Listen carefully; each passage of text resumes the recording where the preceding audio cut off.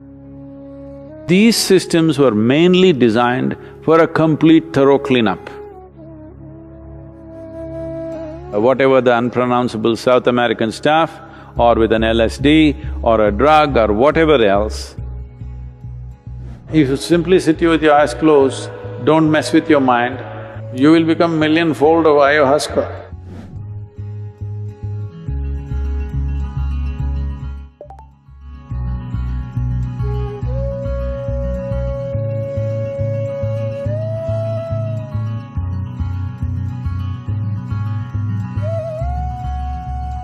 Now,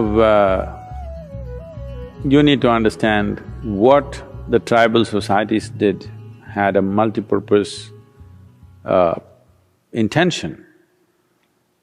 When it's not just in South America, there are such things in India also, which are of maybe not of the same species of plants but are of different nature,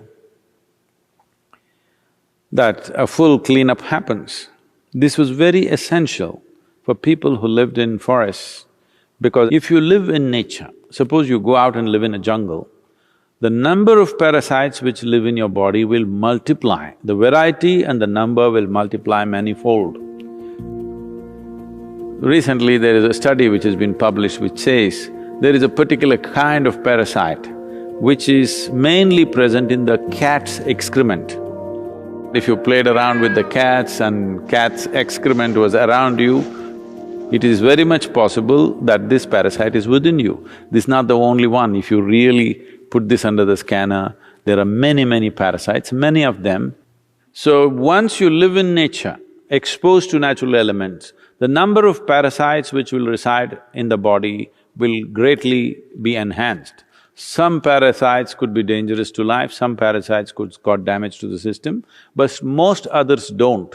They subsist on you and they also contribute something, so the body doesn't fight them too much and it goes on, the affair goes on without you knowing about it. That's okay.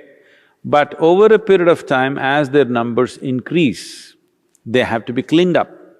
So these systems were mainly designed for a complete thorough cleanup. In India, we have various methods where not always with hallucinogenic substances, but there are also concoctions with hallucinogenic things where it's complete purging, because in India we don't believe in bringing it back, we want to pump it down.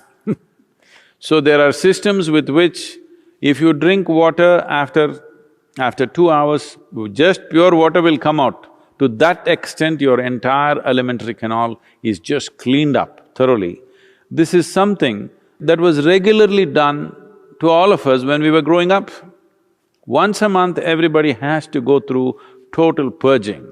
Without that, they never believed there is going to be health, because this was one way of handling any kind of parasite that may grow. Not all parasites are in the form of worms or tapeworms or roundworms or whatever.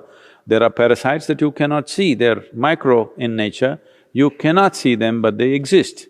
But to clean them up, and the maximum number of parasites normally reside in your digestive tract. And the blood parasites and the cellular parasites are there, but there is a way to impact them. These are all relatives. The parasites need an ecosystem of their own.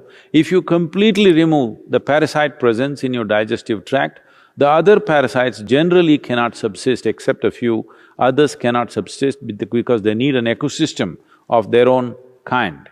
So to destroy that ecosystem periodically was a part of the tribal life, otherwise people would slowly get sick or dull and die early. All these things used to happen. Along with that, there is also a cleansing of emotional and psychological backlog that is building up within the human being. But once you use outside chemicals or substances to do these things, in some way you will get addicted to it, or in some way you will become limited to that process. But if anybody believes they will attain to consciousness by purging their digestive tract, they need a different kind of treatment, okay? Yes, it definitely cleanses the system, it makes certain things possible. People used hallucinogenic ways of accessing certain dimensions which are largely occult in nature. This is the reason why both in North America and South America, that occult evolved in a big way because they used other kinds of aids to make themselves available to certain possibilities. I want you to understand, just finding a little space with whatever the unpronounceable South American stuff, or with an LSD or a drug or whatever else, is only a temporary excess. And most of the time, this may leave you completely debilitated because one excess of a heightened experience and after that back on the ground, you will be broken. This is just like you were earning, let's say $10 million a year and you were used to spending $10 million a year. Suddenly, next year you got only $1 million. You will be broken because you have $1 million. Whole lot of people, it's their dream to have that $1 million. So, if you rise without earning it, by breaking the mind with chemicals, somehow you rose to some experience and then you came down, then you will see you will be far more miserable than ever before. I told them in India, people were complaining, Sadhguru, you're doing Bhava Spandanas only in America, you're not doing in India, you must do at least one in India. Then I said, for all of you who already done the BSP, minimum 3 times, I will give you one super BSP. Only thing is, for every participant, we need 3 volunteers. Because you need to carry a bucket for each one of them, because they will puke, I hope they won't do the other thing and they will flip, you have to carry them to their lunch, they won't know how to eat, you have to feed them. You'll have… This is what is happening in your South American treatment, okay? You won't know how to do anything, you're like all over, somebody has to put water in your mouth, somebody has to take you to the toilet, otherwise you'll do it everywhere. We can do a super BSP like that without any herb, without any chemical. We can tweak that dimension of you, which is a huge purging on all levels. But don't mistake this for consciousness. Yes, it gives you a certain relief, but it doesn't take you to any place.